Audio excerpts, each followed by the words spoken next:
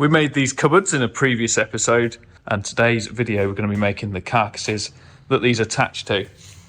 So we've got a 170mm deep board for this one and a 264 for the wider one. So I'm going to use 18mm birch plywood for the sides and the main construction of the carcass. And then all the shelves, there's going to be adjustable shelves in here, and then the two fixed shelves at the opening parts of the door, which is here and at the bottom, are also going to be oak, and they're going to be fixed into the carcass. And another little detail is these little beaded groovings in the back panel, so it looks like the traditional boarding. Before we get into making the cupboard, I need some oak for them shelves and the bottom of the cupboard. So I'm just going to joint that up out of these thinner sections of timber.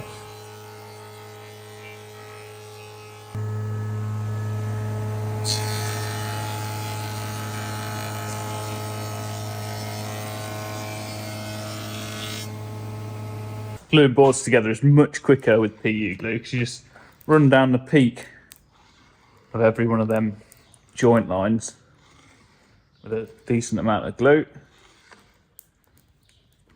You don't have to spread it out, it will spread it as it clamps together and then it's expand into all the gaps. Whereas runny glue takes forever to glue this type of thing up.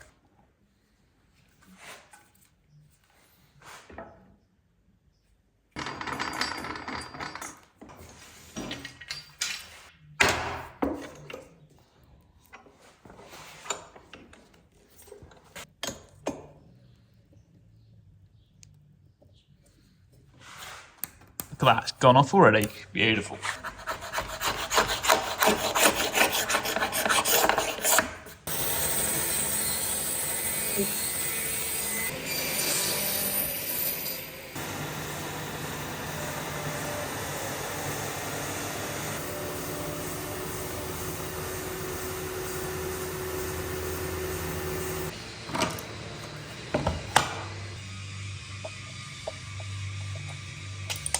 We're going to take the old blade out and we pull the spindle out the saw.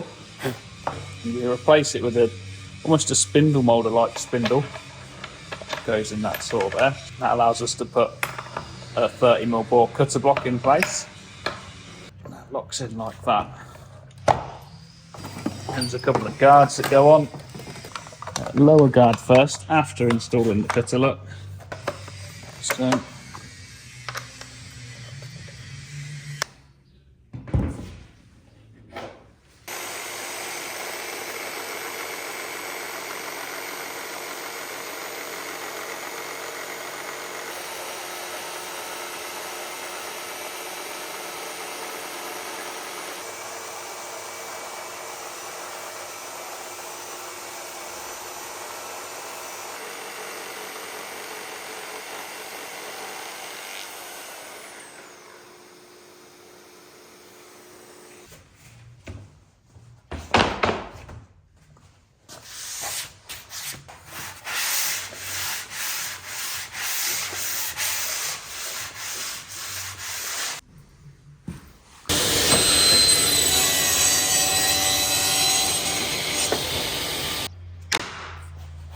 to get the domino nice and straight across where the shelf locations are in the middle of a sheet, I made up a little wooden T-square very quickly one day, and it's turned out to be a permanent member of the shop.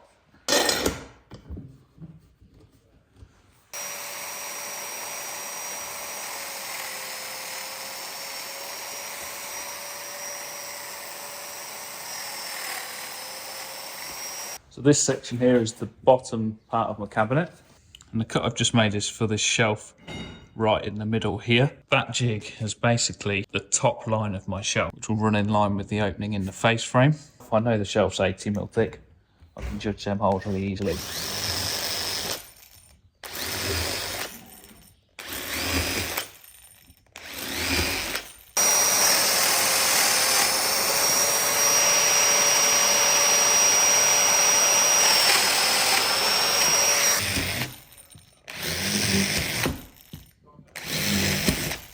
Sides of the cupboard are exactly the same as the back, really. Same principle, you just got to look at the drawing and see how the things are interacting and how you want to put your dominoes around. Birch ply, just got to be a bit careful if there's any patches in it, unless you're buying like a grade or like a really S plus BB, there's going to be a few patches. So luckily I can hide that. My middle shelf is literally going to be here with a 120mm block of timber, so I can hide that patch and not even worry about it. It's completely unseen, and the rest of that panel is really nice and clean. So orientate your timber so it's nice within the carcass. And with this style of cabinet, where I've got the shelf strips in the corner, which we'll get to later in the video or perhaps another video, the edges of the carcasses aren't even seen, so quite often you get a little bit of a core edge on birch ply, so it doesn't even matter with that when you've got the corner strips in there. So really nice way of making a carcass. And the shelves, I put the domino in so it's a tight fitting domino. So the setting on the festal here is in the tight section. Always use the tight fitting on the domino for the shelves. Anytime you're going into the edge of the sheet, I use a tight fitting domino. We just need to be careful where we put the pocket screws that attach it to the face frame, because there's quite a few bits on the frames that they can sort of engage into and cause trouble with. So for example, this bottom shelf here, it's the bottom part of the cabinet. This shelf that's going to be in this location here in these bottom doors. We've already got two dominoes, so we've got to avoid them. Don't want a pocket hole screwing through the domino locations. But what we've also got in here is, if you remember from another video, a couple of little magnets that pull the doors closed. So we also don't want a pocket screw going into where that magnet location is, because it just happens to fall in that like exact space where the screw goes in is where the magnet is, and it will either crack the magnet or push it out the surface of the timber or not screw in. So we've got to avoid the magnet location and where we've dominoed the face frame into the shelf.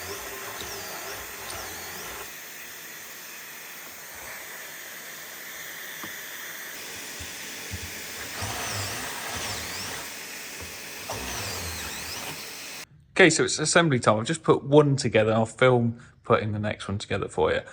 This is just a test fit, so I've not sanded anything yet. I'm going to sand it once I've trial fitted it all together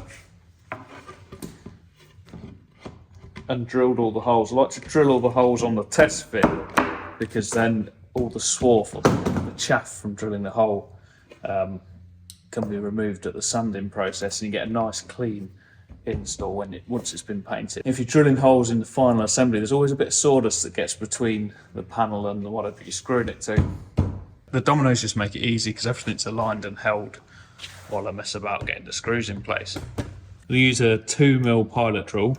I like to use 3mm screws for assembling my cabinetry. I feel like they don't interrupt the layers of the plywood too much. If you use a 2mm pilot and a 3mm screw, it's just a really discreet little fixing, and they hold incredibly well. And if you need to, you can put them really close together throughout the cabinet. So if you want a really perfect fixing, you can put loads of little screws, whereas bigger screws are a bit more impactful and try to split the shelf open if you're not careful.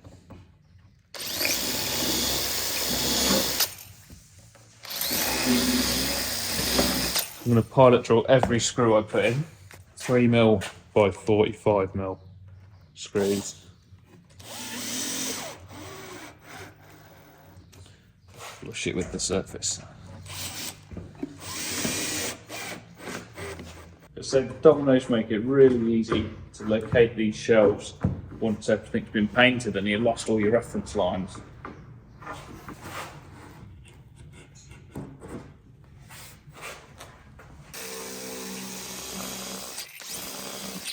Always start with just one screw hole. Put that first screw in. Let it nip up and then check how the joints fit in. So this bit is slightly high. If I wanted to alter that, I could just take that screw out. But as I'm removing the screw, if you put a bit of pressure on the way you want it to go, you see that panel moved up then because I was pulling up on it. Just the threading of the screw in and out will sort of mill a new sort of path on the bit of wood inside the screw hole. It allows you to move it really finely without tapping it about and stuff. It also wants to come this way, so I'll just take it out again gently, pull the panel around, put it back in, and that's absolutely perfect now. So yeah, just do one for a start, get it in the right position, then do the other one at the bottom. Once the cabinet's assembled, we'll fill in and do all the other screw hole pilot drilling.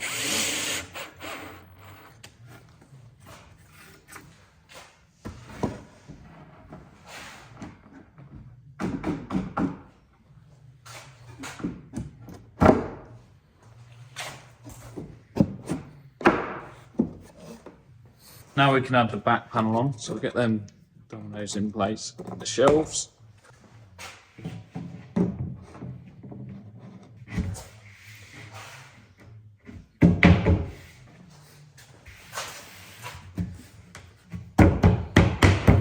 Beautiful. Then drill and screw that down. Paying a bit of attention here just to this edge, making sure that the back panel is dead flush with the sides. And that's because there's an end panel going on here that's flush with the outside of this carcass, so we don't want that protruding and kicking the end panel. When it flipped over, put our dominoes in for the face frame. I've got them in the uprights at the front because they're set back from the face frame edge, so they're sort of floating in the middle of a piece of timber on the face frame. It's really hard to get these. This bit of plywood's got a bend in it, which is quite often the case. It's really hard to get it aligned perfectly with the face frame. You have to use like a combination square or something to get them to float in the right place. So I have dominoed the uprights of the face frame side. The back didn't need it because we could align it with the edge of the sheet material. You have to rule that, whether it fits.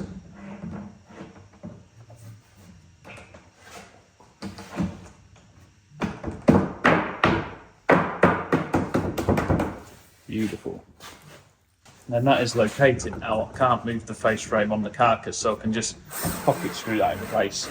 And I know that my shelf sides are all going to be nice and straight, so the adjustable shelving system will work. The last little bit of these feet, these are cabinet feet that I use. Screw it on flush at the back. Then you've got an adjustable foot for when you're installing the cabinet. You can make the height adjustments to level it up.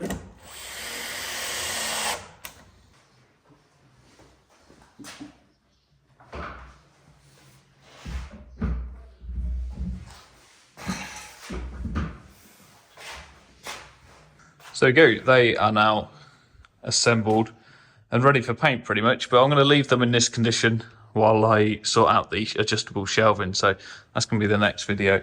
So that'll be the next video on the channel. We've got some sawtooth shelf strips to go in the corners, then got to cut the adjustable shelves around them to make them work within that opening. But yeah, beautiful little set of cabinets. And so I hope you enjoyed watching this one. Remember to subscribe to the channel if you aren't already.